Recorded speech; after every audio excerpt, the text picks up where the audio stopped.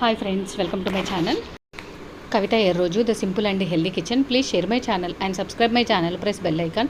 Thanks for watching my video. Thank you friends. Thanks a lot. Today's motivational topic is always have a good dressing sense. It should be comfortable, not fashion, and not follow other people dressing style.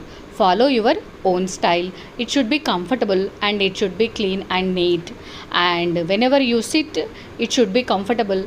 Whenever you stand, or whenever you bend, it should be comfortable. Dressing sense is more important than others because other people think about yourself with your dressing sense.